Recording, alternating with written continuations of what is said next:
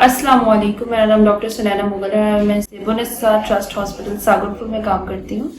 आज जिस टॉपिक के बारे में हम बात करेंगे वो ये है कि जिन ख़वातीन को हमल के दौरान शुगर होती है उनकी डिलीवरी का क्या मोड होना चाहिए। आया उनकी नॉर्मल डिलीवरी होती है या उनको ऑपरेशन कराना पड़ता है, इस बारे में आज हम बात करेंगे।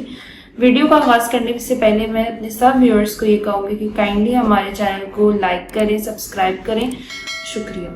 अब चलते हैं अपना टॉपिक की तरफ। टॉपिक ये है कि किसी भी टाइप की डायबिटीज़ है और आप प्रेग्नेंट हैं तो उसमें आपकी मोड ऑफ डिलीवरी क्या होगी और वो किन फैक्टर्स पे डिपेंड करेगी। अब कुछ पेशेंट्स आते हैं, वो कहते हैं जी हमने नॉर्मल डिलीवरी ही करवानी है, बेशक हमें गेस्टेशनल डायबिटीज़ है। लेकिन अब उसमें एक चीज़ ये होती है कि दो फैक्टर्स होते हैं, या तो आपने अपनी डायबिटीज़ को बहुत ज़्यादा कंट्रोल किया हुआ है या तो डायबिटीज़ को बिल्कुल भी कंट्रोल नहीं किया हुआ। क्योंकि कुछ मरीज़ ऐसे होते हैं कि जिनको हम कहते हैं कि आपने शुगर की दवाई लेनी है या आपने इंसुलिन इस्तेमाल करनी है, तो वो आगे से घबरा जाते हैं कि जैसे अगर हम अब ये दवाई इस्तेमाल करेंगे तो ये तो हमें सारी ज़िंदगी खानी पड़ेगी। खासतौर पर इंसुलिन से मरीज़ बहुत ज़्यादा घबरा जाते हैं। पहले तो हमारी कोशिश होती है कि दवाई से ही शुगर को जो है ना कंट्रोल किया जाए, लेकिन अगर दवाई से आपकी शुगर कंट्रोल नहीं हो रही और उससे बच्चे पे भी असरात आना शुरू हो गए हैं, आपके पेट में पानी पन ज़्यादा होना शुरू हो गया है, तो इन सूरत हाल में हम पेशेंट को ये कहते हैं कि आप इंसुलिन पे आ जाएं। लेकिन वो इंसुलिन से इतना घबरा जाते हैं, उनको एंजाइटी होती है कि नहीं हमने इंसुलिन नहीं इस्तेमाल करनी।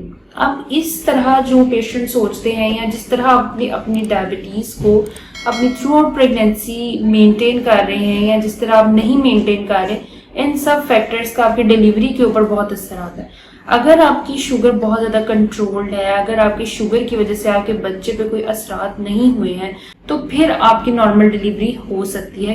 लेकिन जब आपकी शुगर कंट्रोल नहीं होती तो उससे क्या होता है कि एक तो बच्चे की जो साइज होता है, बच्चे की जो ग्रोथ होती है वो ज़्यादा होती है, जिस वजह से उनका साइज और वेट ज़्यादा होता है, जिसकी वजह से क्या होता है कि जब नॉर्मल डिलीवरी का हम ट्रायल देते हैं तो बाज़ औक़ात क्या होता है कि या तो बेबी का जो हेड है ज़्यादा साइज होने की वजह से वो स्टक हो जाता है, अदरवाइज इसके अलावा शोल्डर स्टक हो जाता है, इवन शोल्डर डिसलोकेट भी हो जाता है, या आपको at the end fetal distress की वजह से बच्चे की धड़कन जो है बेतरतीब होने की वजह से इमरजेंसी सी सेक्शन भी करना पड़ सकता है अगर आपका बेबी बिग है साइज में ड्यू टू डायबिटीज़ जो कि आपने कंट्रोल नहीं की थी।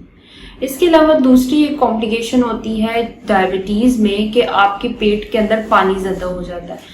अब इसमें क्या होता है कि जो बेबी है ना उसका हेड इंगेज नहीं होता आपके पेल्विक बोन पे, क्योंकि at the end of delivery का time, at the end of the pregnancy होता है, आपके बेबी ने अपनी पोजीशन लेनी होती है जो कि हेड डाउन होती है। लेकिन पानी ज़्यादा होने की वजह से बच्चा फ्लोट करता रहता है और उसका जो हेड है वो पेल्विक एरिया में इंगेज नहीं होता, जिसकी वजह से ज़्यादातर बच्चे या तो ब्रीच प्रेजेंटेशन पे आते हैं कि बच्चे का सर उल्टा है, या तो वो ट्रांसवर्स लाइन में आते हैं कि गोद बार जिसको कहते हैं ना कि बच्चा है गोद बार है, उस तरह की पोजीशंस होती हैं जिसकी वजह से नॉर्मल डिलीवरी करना मुश्किल हो जाता है।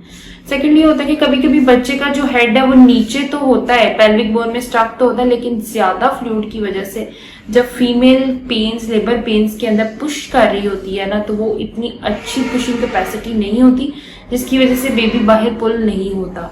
और इस तरह अनकंट्रोल्ड डायबिटिक मदर्स होती हैं, इनके बेबीज़ के अंदर लास्ट में जाके फीटल डिस्ट्रेस बहुत ज़्यादा कॉमन चीज़ है, जिसकी वजह से आपको इमरजेंसी सी सेक्शन करना पड़ता है। तो इसलिए आपको चाहिए कि अपनी शुगर को कंट्रोल करें और इस चीज़ से डरने की ज़रूरत नहीं है कि हमें इंसुलिन लगेगी तो ये सारी ज़िंदगी के लिए होगी। आप उस वक्त ये सोचती हैं कि ये इंसुलिन हमें सारी ज़िंदगी के लिए लगेगी, लेकिन आपको सोचना ये चाहिए कि अगर आप अपनी शुगर को कंट्रोल नहीं करेंगी तो आपके बच्चे भी उसके बहुत ज़्यादा बुरे असरात पड़ेंगे। तो इसलिए आपने कोशिश करनी है कि अगर आपको डायबिटीज़ की कोई हिस्ट्री है तो आपने एक तो अपनी डाइट मॉडिफिकेशन बहुत अच्छी रखनी है और अपनी शुगर को बहुत अच्छा कंट्रोल रखना है, तभी आपकी इंशाल्लाह एंड पे नॉर्मल डिलीवरी भी प्लान हो सकेगी और बेबी भी आपका जो है ना विदाउट एनी डिफेक्ट और विदाउट एनी कॉम्प्लिकेशंस जो है ना पैदा होगा। उम्मीद है कि आपको इस इंफॉर्मेशन से बहुत सी बातें पता चलेंगी और आप इस चीज़ पर अमल भी करेंगे। मिलते हैं नेक्स्ट वीडियो पे। शुक्रिया। अल्लाह हाफिज़।